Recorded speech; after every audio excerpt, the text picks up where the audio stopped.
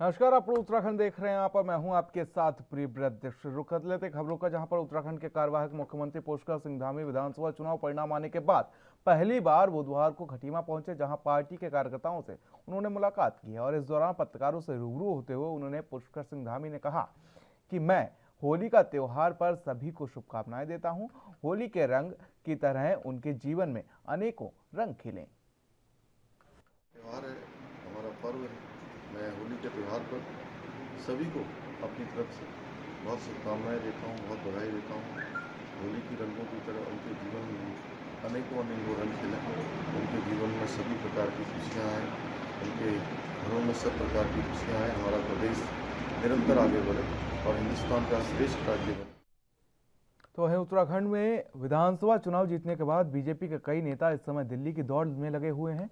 और इसी को लेकर वहीं आपको बता दें कि नेताओं के इस दिल्ली दौड़ को लेकर बीजेपी के प्रदेश मीडिया प्रभारी मनवीर चौहान ने कहा कि हाईकमान के द्वारा प्रदेश के नेताओं से चुनाव का फीडबैक लिया जा रहा है।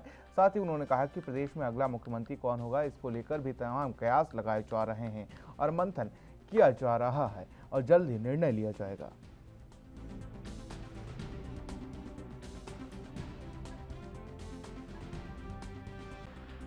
जो बैठकों की बात कर रहे हैं आप, इस तरह की कोई किसी प्रकार की बैठक नहीं है। वो सामान्य रूप से बैठकें हैं, क्योंकि हमारे प्रदेश के अंदर विधानसभा चुनाव हुए हैं और हमारे प्रदेश में हमारी उत्तराखंड की महान जनता ने भारतीय जनता पार्टी को प्रचंड बहुमत दिया है। उसी को लेकर के एक सामान्य बैठक दिल्ली में हमारे प्रदेश प्रभारी, हमारे माननीय मुख्यमंत्री जी, प्रदेश अध्यक्ष जी और हमारे महामंत्री संगठन माननीय अजय जी और पहले इससे पूर्व सभी सांसदों से माननीय राष्ट्रीय अध्यक्ष जी मिले हैं। वो एक सामान्य बैठक है कि प्रदेश में फीडबैक लिया जा रहा चुनाव का, कि किस तरह से हमको जो जनता ने वोट दिया है वो किस प्रकार से वोट हमको मिला, किस वर्ग का मिला, किस इससे मिला। इस तरह से हमने उसकी एक समीक्षात्मक बैठक।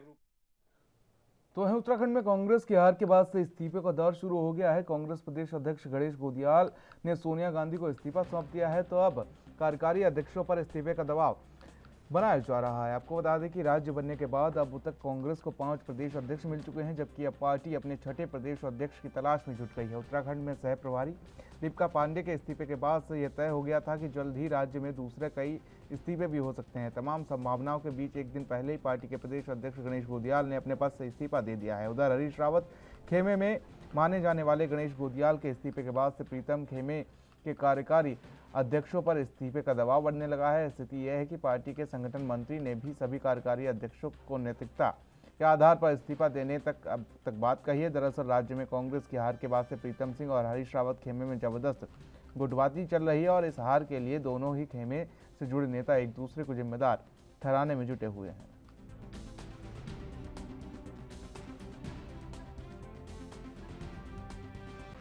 निश्चित रूप से माननीय अध्यक्ष जी ने पहले भी कहा था नैतिकता के आधार पर मैं इस्तीफा दूंगा और हाईकमान के इशारे की इंतजार थी। और कल हाईकमान की तरफ से इशारा होते ही 5 राज्यों में जहां जहां चुनाव हुए हैं वहां के प्रदेश अध्यक्षों को इस्तीफा मांगा गया। तो सबसे पहले हमारे प्रदेश अध्यक्ष जी ने इस्तीफा दिया है नैतिकता के आधार पर। लेकिन हमारा मानना ये भी है साथ साथ, क्योंकि अध्यक्ष जी का इस्तीफा आया है तो क्योंकि चुनाव सामूहिक नेतृत्व में लड़ा गया है, क्योंकि एक व्यक्ति विशेष की जिम्मेदारी नहीं मानी जा सकती। हमारा मानना यह है कि सारे लोगों ने, जो भी लोग चुनाव से प्रत्यक्ष और अप्रत्यक्ष रूप से जुड़े थे, मैं समझता हूं सबको त्यागपत्र देना चाहिए और हाईकमान को निवेदन करना चाहिए कि भाई जिस तरीके से वो चाहें उस तरह से पार्टी की ओवरऑलिंग करें या पार्टी को नेतृत्व दें या प्रदेश अध्यक्ष जी को दोबारा मौका दें। गोदियाल जी को जितना मौका मिलना चाहिए था वो मौका नहीं मिला है, क्योंकि गोदियाल जी का बहुत कुछ बड़ा रोल इस चुनाव में नहीं रहा। वो अध्यक्ष जरूर थे और बहुत कम समय मिला, लेकिन फिर हम वही बात कहेंगे कि भाई नैतिकता के आधार पर। तो वहीं कोरोना की कहर से बचने के लिए अब 12 से 14 वर्ष के बच्चों को भी वैक्सीन लगनी शुरू हो गई है और कार्यक्रम ऋषिकेश के स्कूलों में किया गया है। पहले दिन गंगानगर स्थित ऋषि पब्लिक स्कूल के अंदर 12 से 14 वर्ष के बच्चों को वैक्सीन लगानी शुरू हो गई और अब प्रतिदिन राजकीय चिकित्सालय ऋषिकेश और एम्स की टीम अलग अलग स्कूलों में पहुंचकर बच्चों का वैक्सीनेशन करेंगी। पहले दिन 100 बच्चों को वैक्सीन लगाने का लक्ष्य निर्धारित किया गया था।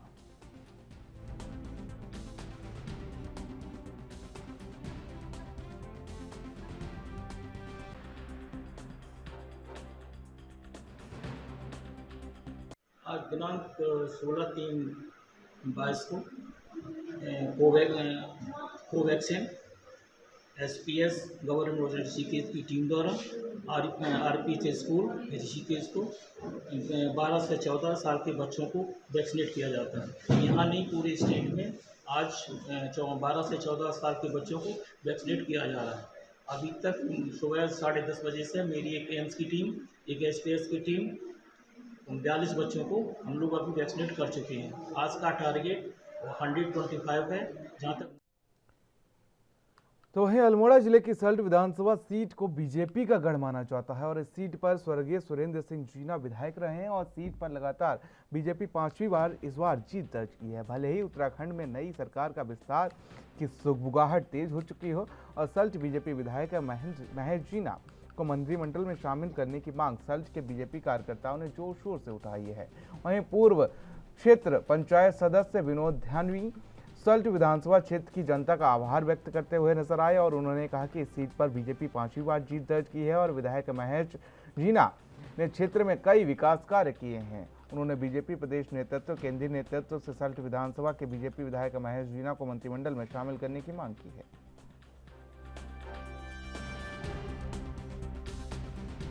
बात करना चाहता हूं जो कि माननीय विधायक श्री महेश जीना जी को प्रचंड बहुमत से आपने विधानसभा पहुंचाया, इसके लिए मैं सल्ट की जनता का बहुत बहुत धन्यवाद करना चाहता हूं। माननीय महेश जीना जी का जो कार्यकाल रहा 6 महीने का, उसमें सुरेंद्र जीना जी के अधूरे सपने रह गए थे, उनको महेश जीना ने काफ़ी हद तक पूरा करने का प्रयास किया है और प्रयास कर भी रहे हैं आगे भी। और इस बार जो महेश जीना जी ने जीत हासिल की है सल्ट से, हम 5वीं बार जीत हासिल की है, मतलब इनके परिवार से 5वीं बार जीत हासिल की है, इनके परिवार से और केंद्र के नेतृत्व से। तो वहीं अल्मोड़ा जिले के मौले खाल बाजार में ग्राम प्रधान मीनाक्षी देवी के नेतृत्व में लोगों ने सुरक्षा हेतु CCTV कैमरे लगाए गए और इससे आने जाने वाले लोगों को फिलहाल काफ़ी सहूलियत मिलेगी और उन पर निगरानी रखी जा सकेगी। वहीं ग्राम प्रधान मौलेख मीनाक्षी देवी ने बताया कि मैंने ग्राम पंचायत के अंतर्गत मौले खाल बाजार में लोगों की सुरक्षा के लिए CCTV कैमरे लगवाए हैं, जिससे कि आने जाने पर नज़र रखी जाएगी और साथ ही उन्होंने कहा कि मेरा ग्राम पंचायत के विकास के लिए निरंतर प्रयास किए जाएंगे।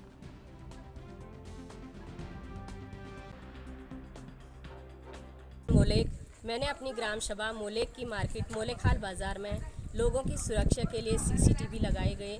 मेरा आगे भी ग्राम सभा के विकास के लिए। और फिलहाल यहाँ रुकेंगे छोटे से ब्रेक के लिए। ब्रेक के बाद भी खबरों का सिलसिला लगातार जारी है, देखते रहिए अपना उत्तराखंड।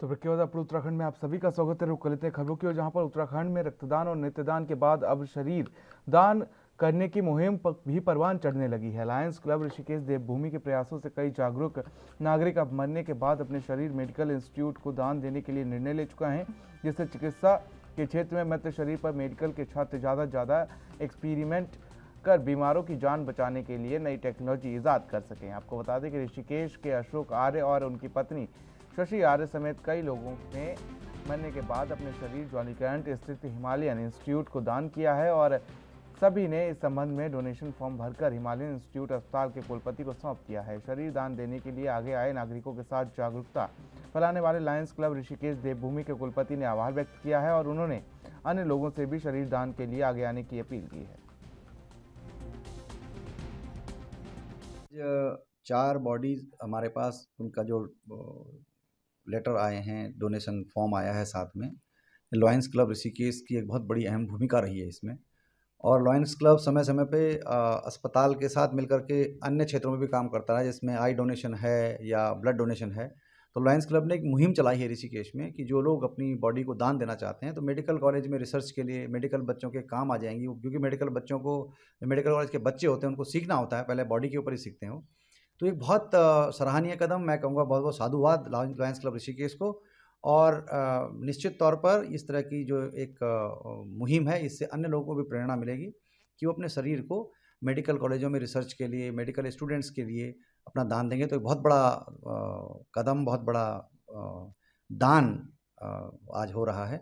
इन 4 लोगों को मैं बहुत बहुत, जितना मैं शुक्रिया अदा कर सकता हूँ, उनका आभार व्यक्त कर सकता हूँ कि मेडिकल कॉलेज के बच्चों के लिए उन्होंने अपना शरीर दान दिया है।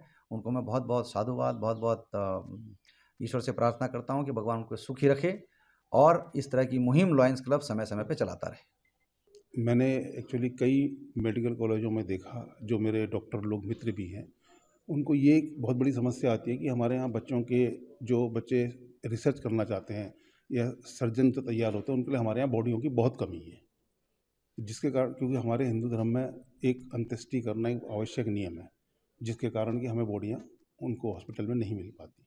तो मेरा ये विचार है यदि हम सभी अपने अपने शरीर का दान कर सकें, क्योंकि जल के तो ओबेसिटी हो जाती है, तो आने वाले समय में चिकित्सा के क्षेत्र में, इसके रिसर्च के अनुसंधान के क्षेत्र में मुझे लगता है छात्र लोग अच्छा काम कर सकें। मेरी पत्नी भी बॉडी दे रही है, मैं और मेरी पत्नी दोनों ने अपने मृत्यु के पश्चात शरीर का दान किया हुआ है और जॉली ग्रांट में हमने अपनी बॉडी को एग्रीमेंट करा के यहाँ, हाँ मैं लॉयंस क्लब ऋषिकेश से संबंधित भी हूँ और इसी क्लब के माध्यम से जब मैंने सुना कि इस तरह की ज़रूरत पड़ती है हॉस्पिटल में, तो हमने अपना बॉडी का, वाइफ के साथ बॉडी डोनेशन का।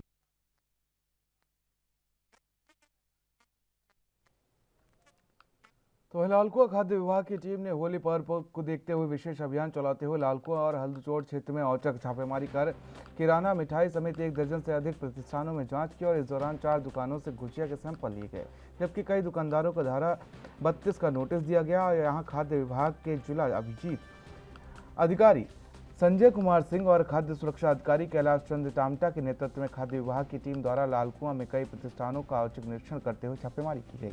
इस दौरान उन्होंने कहा कि कई दुकानों में खामियां पाई गई, जिस पर उनके चालान काटे गए हैं और उन्होंने कहा कि इस तरह के औचक निरीक्षण और साथ ही छापेमारी अभियान आगे भी लगातार जारी रखेंगे। इस अवसर पर उनके साथ खाद्य सुरक्षा अधिकारी रामनगर नंदकिशोर सहित कई कर्मचारी मौजूद रहे।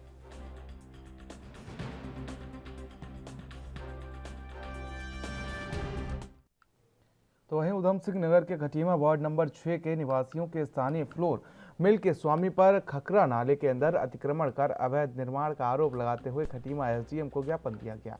ज्ञापन में वार्ड वासियों ने आरोप लगाया कि अतिक्रमण के कारण पानी निकासी बंद होने के बाद बाढ़ की स्थिति बन सकती है। उन्होंने बताया कि पूर्व में माननीय न्यायालय के आदेश पर नाले के अवैध निर्माण हटाया गया था, इसके बावजूद भी फ्लोर मिल स्वामी द्वारा नाले में अवैध अतिक्रमण कर दीवार का निर्माण कराया जा रहा है। वार्ड वासियों ने अवैध अतिक्रमण पर बनाए जा रहे दीवार को रोके जाने की गुहार लगाई, अन्यथा आंदोलन कर धरने पर बैठने की चेतावनी दी। वहीं इस मामले में एसडीएम रविंद्र विष्ट ने बताया कि सिंचाई विभाग द्वारा मौके पर निरीक्षण करने के बाद अतिक्रमण को हटाया जाएगा, साथ ही आपदा को रोकने के लिए उचित जगह की सुरक्षा की दीवार बनाई जाएगी।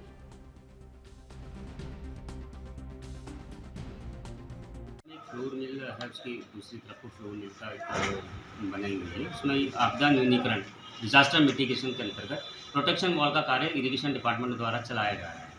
इनका आरोप ये है कि उनका जो ये पिचिंग कर रहे हैं या जो प्रोटेक्शन वॉल लगा रहे हैं वो अतिक्रमण करते हुए खतरा नाले के बीचों बीच लगाया जा रहा है, जिससे होगा ये कि नाले का भाव जो है इनकी तरफ वाल्मीकि बस्ती की जाएगा और इनको आपदा के जद में ये लोग आ जाएंगे।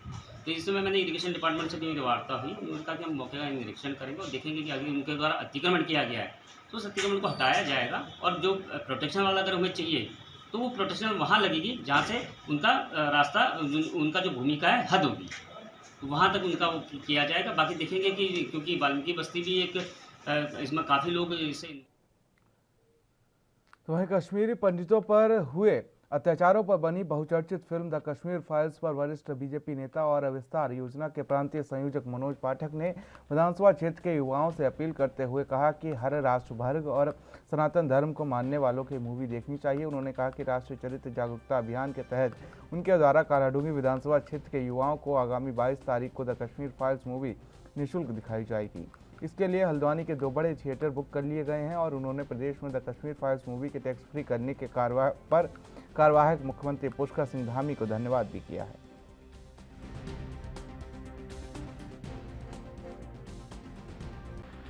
सब लोगों ने एक प्रयास राष्ट्रीय चरित्र जागरूकता अभियान के तहत, मुझे लगता है आज हम सबको आवश्यकता है पूरे भारत देश में यहाँ के नौजवानों के, यहाँ के सम्मानित जनता के, सबके राष्ट्रीय चरित्र को जगाने की।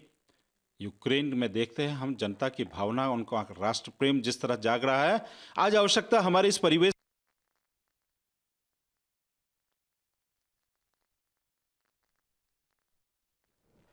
तो वहीं 2017 की बात कर ली जाए तो देहरादून को केंद्र सरकार की स्मार्ट सिटी की सूची में शामिल किया गया था। उस वक्त तय किया गया था कि स्मार्ट सिटी परियोजना से संबंधित सभी कार्यों को 2021 के अंत तक पूरा कर लिया जाएगा, जिसके लिए केंद्र सरकार ने टोटल बजट 1407 करोड़ जारी किया था। और अब उससे बात कर ली जाए तो करीब 700 करोड़ रुपए खर्च हो चुका है, यानी कि आधा बजट अधिकारी ठेकेदारों को पास कर चुके हैं, लेकिन काम ना के बराबर हुआ है। जबकि अधिकारी 45% काम पूरा होने का दावा करते नजर आ रहे हैं। स्मार्ट सिटी का काम कई सालों से चल रहा है और जिसकी चाल चींटी से भी धीमी है। तो वहीं इसको लेकर हमारे संवाददाता यशराज आनंद ने पलटन बाजार में जाकर स्थिति का जायजा लिया और क्या है विकास की जमीनी हकीकत, देखिए इस खास रिपोर्ट में। सिटी बनने की कवायद 2017 से ही शुरू हो चुकी थी देहरादून में, लेकिन 2022 आ चुका है, अभी तक स्मार्ट सिटी बनते हुए कहीं से भी नज़र नहीं आ रहा है। अधिकारी बार बार कह रहे हैं कि स्मार्ट सिटी का काम चल रहा है, 40 से 45% तक काम हो चुका है, लेकिन व्यापारी वर्गों का यह बिल्कुल भी मानना नहीं है। उन्होंने कहा कि स्मार्ट सिटी में सिर्फ और सिर्फ भ्रष्टाचार ही हुआ है। मैं आपको पलटन बाजार की स्थिति के विषय में दिखाने आया हूँ। मैं आज ज़मीनी हकीकत से सभी को रूबरू करवाने आया हूँ कि पलटन बाजार की क्या स्थिति है।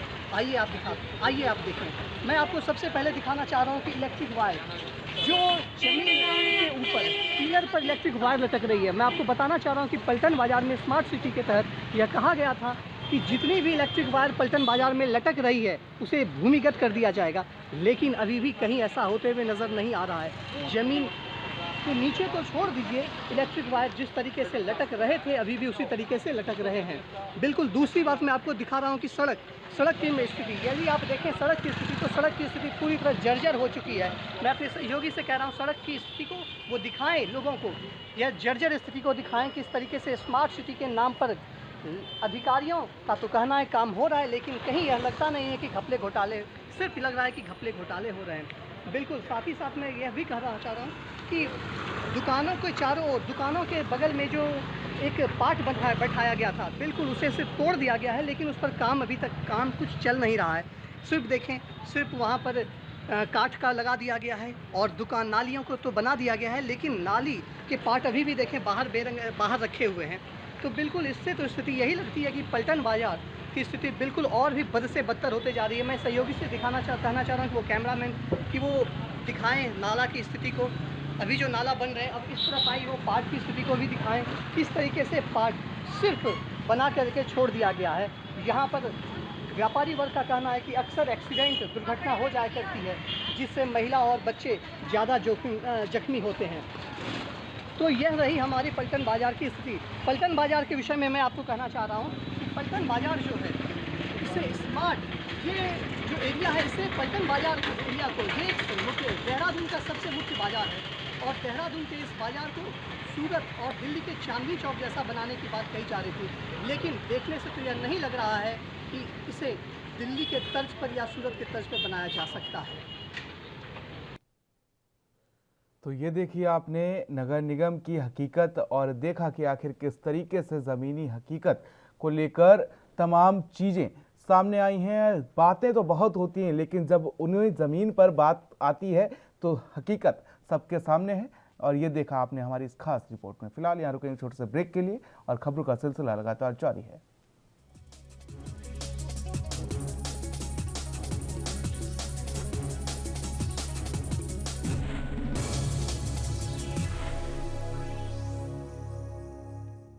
तो ब्रेक के बाद आप उत्तराखंड में आप सभी का स्वागत है। रुक लेते हैं खबरों की, जहां पर बाजपुर के एसडीएम कार्यालय में बार एसोसिएशन से जुड़े अधिवक्ताओं ने सिविल जज जूनियर डिवीजन के अनुचित व्यवहार के विरोध में जमकर प्रदर्शन किया और इस दौरान अधिवक्ताओं ने अनिश्चितकालीन कार्य बहिष्कार करने की बात कही।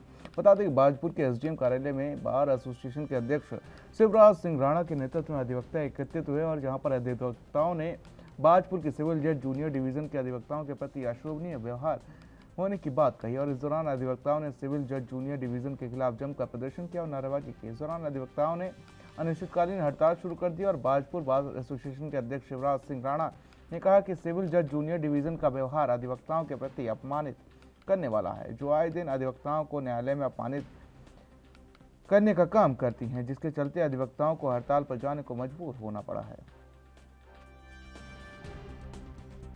ये बात तो जब से मैडम शाइस्ता बानो जी हमारी यहाँ सिविल जज जूनियर डिवीज़न बन के आई हैं, पहले भी कई 2-3 मैडमें पहले भी हमारी जूनियर डिवीज़न बन के आई हैं, ऐसा व्यवहार आज तक किसी भी मजिस्ट्रेट का नहीं रहा जैसा मैडम महोदया का है।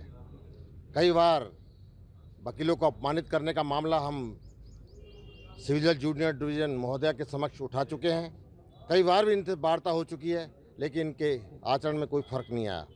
आज मजबूरन बस हमारे जब से ये मैडम साहिबा आई हैं शाइस्ता बानो जी, हमने इन्हें कई बार समझाया कि आपका व्यवहार जो है अधिवक्ताओं के प्रति और मुवक्किलों के प्रति बहुत ख़राब है, लेकिन इनके व्यवहार में बिल्कुल भी सुधार नहीं आया। और हम लोग कई बार इन्हें पहले भी समझा चुके हैं। इन्होंने अभी 5-6 दिन पहले एक अधिवक्ता अनिकेत मैनी उनके बेल बॉन्ड फाड़ दिए। तो खबर आपको बता दें कि भाजपुर से है, जहां पर बीजेपी कार्यकर्ताओं और किसानों ने NH 74 घोटाले को लेकर नगर में जुलूस निकालते हुए नारेबाजी की और वहीं आक्रोशित लोगों ने NH 74 घोटाले की जांच की मांग को लेकर राज्यपाल को संबोधित ज्ञापन तहसीलदार को सौंपा। साथ ही आक्रोशित लोगों ने भाजपुर के नवनियुक्त विधायक यशपाल आर्य पर घोटाले में लिप्त होने का भी आरोप लगाया। बता दें कि विधानसभा चुनाव के नतीजे सामने आने के बाद से एक बार फिर से NH 74 का जादुई चिन्ह निकलकर सामने आया और इसी को लेकर भाजपुर के रामलीला मैदान में बीजेपी कार्यकर्ताओं और किसान एकत्रित हुए, जहां उन्होंने NH 74 घोटाले की जांच की मांग को लेकर नगर में जुलूस निकाला, जिसके उपरांत आक्रोशित लोगों ने तहसील कार्यालय में वर्तमान विधायक यशपाल आर्य पर NH घोटाले में लिप्त होने का आरोप लगाते हुए जमकर नारेबाजी की और इस दौरान बीजेपी कार्यकर्ताओं ने राज्यपाल को संबोधित ज्ञापन तहसीलदार राजेंद्र सनवाल को सौंपा है कि 2017 से पहले जो कांग्रेस की सरकार थी उसमें NH बना। NH बनने के बाद जो उस टाइम मौजूदा राजस्व मंत्री थे उन्होंने तरीके से घोटाला किया और फिर बाद में वो डर के मारे या कैसे भी अगर भाजपा सरकार में आए तो हमारे तो प्रतिनिधि बने ना। हमने प्रतिनिधि उनके बनने के बाद 50 बार उनके हल्द्वानी जाने के बाद हाथ जोड़ जोड़ के ये कहा, बाबूजी किसान की खतौनी डबल लोकर में जो बंद है उसे वापसी करा दो, क्योंकि किसान से जो ज़मीन किसान की छू रही है NH 74 से वो 1 या 2 किसान है केवल। मगर हमने इनसे कहा कि उनकी स्कैन करा दो खतौनी, जो किसान वहाँ पे है उनके खतरा नंबर स्कैन करा के बाकी किस। तो है उत्तराखंड में कांग्रेसियों की गुटबाजी एक बार फिर देखने को मिली है। चुनाव परिणाम के बाद आपको बता दें कांग्रेस की हार के बाद कांग्रेसी दिग्गज एक दूसरे पर हार का टीकरा फोड़ते हुए नजर आ रहे हैं। वहीं प्रदेश के पूर्व मुख्यमंत्री हरीश रावत भी हाईकमान से अपनी इस्तीफे की पेशकश कर चुके हैं। हरीश रावत के पार्टी से इस्तीफा देने के बाद से बयान के बाद हरिद्वार जिले के कांग्रेसी कार्यकर्ताओं का गुस्सा फूटने लगा है। पूर्व कांग्रेस राज्य मंत्री आदित्य राणा ने कहा कि गुटबाजी के कारण ही कांग्रेस को हार देखनी पड़ी है। उन्होंने कहा कि प्रदेश में केवल हरीश रावत का ही चेहरा था जो कांग्रेस की नैया पार लगा सकता था, लेकिन अंदरूनी कलह ने हरीश रावत को पार्टी से संन्यास लेने में मजबूर कर दिया है। आनंद राणा ने दावा किया है कि हरीश रावत के इस्तीफे के बाद से हरिद्वार से कई इस्तीफे दिए जाएंगे। इस्तीफे की तो हरीश रावत जी तो एक कांग्रेस में ब्रांड है, उनके बिना तो उत्तराखंड में कांग्रेस को मजबूत करना मैं समझता हूँ उनको एक्साइड करके या उनको नेगलेक्ट करके तो नुकसान ही होगा पार्टी को। और अगर रावत जी ने इस्तीफा दिया है, इस तरह की कोई बात आई है, तो सामूहिक रूप से बहुत इस्तीफे दिए जाएंगे। तो वही खबर उधम सिंह नगर से है, जहां पर आपको बता दें कि सीमांत खटीमा के चक्कर बेलहरी ग्राम सभा में ग्रामीणों ने SDM खटीमा को ज्ञापन सौंपकर रेलवे विभाग द्वारा बंद किए गए मार्ग को खुलवाए जाने की गुहार लगाई है। और ग्रामीणों ने आरोप लगाया है कि कई बार गुहार लगाने के बाद भी रेलवे विभाग द्वारा मानव रहित रेलवे क्रॉसिंग स्वीकृत नहीं किया गया, जिसके बाद विकल्प के तहत ग्रामीणों ने रेलवे क्रॉसिंग पर पुलिया के नीचे आवागमन शुरू कर दिया है। और इसी को लेकर जिसके चलते विभाग द्वारा JCB से बड़े बड़े गड्ढे खुदवाकर बंद कर दिया गया है, जिस कारण आवागमन पूर्णतः बंद हो गया है। साथ ही आक्रोशित ग्रामीणों ने चेतावनी दी है कि अगर मार्ग को सुचारू नहीं किया गया तो वो आत्मदाह करने को मजबूर होंगे। वहीं इस पूरे मामले पर SDM खटीमा रविंद्र बिष्ट ने बताया कि डिविजनल इंजीनियर के मुताबिक प्रपोजल मिलने के बाद रास्ता बनाया जा सकता है, लेकिन जिसका खर्च राज्य सरकार वहन करेगी। साथ ही SDM ने बताया कि प्रस्ताव आने के बाद उसका अनुरूप कार्य किया जाएगा। ऊपर से इनका रेलवे ट्रैक जा रहा है, नीचे से चाह रहा है कि क्योंकि इनके वहाँ पर कोई आने जाने का रास्ता नहीं, तो नीचे अंडरपास की इनकी डिमांड थी। डिविजनल इंजीनियर साहब भी मेरे साथ थे रेलवेज़ के, उनके द्वारा कहा गया कि ये प्रपोजल देंगे तो ये बनाया जा सकता है, लेकिन इसका जो खर्चा है वो राज्य सरकार वहन करेगी। तो देखेंगे इसमें इनकी तरफ से प्रस्ताव। तो वहीं उत्तराखंड के अल्मोड़ा की बात कर लें तो जिले में स्थित सल्ट विधानसभा के नवनिर्वाचित विधायक महेंद्र जीना के कर्मचारियों को लेकर दिए गए बयान के बाद मामला तूल पकड़ता नजर आ रहा है। इसी सिलसिले में शिक्षकों और कर्मचारियों से जुड़े विभिन्न संगठनों के कर्मियों ने चौघान पाटा गांधी पार्क में जोरदार प्रदर्शन किया और विधायक जीना के बयान की निंदा करते हुए कर्मचारियों ने कहा कि जनप्रतिनिधियों के रवैये पर सुधार नहीं हुआ तो कर्मचारी सचिवालय और विधानसभा के बाहर धरना प्रदर्शन करेंगे। और इस दौरान कर्मचारियों ने जिलाधिकारी के माध्यम से मुख्यमंत्री को ज्ञापन भी सौंपा है। तो आप उत्तराखंड में फिलहाल मेरे साथ इतना ही। देश और दुनिया की अहम खबरों के लिए बने रहिए एनबी न्यूज के साथ। नमस्कार।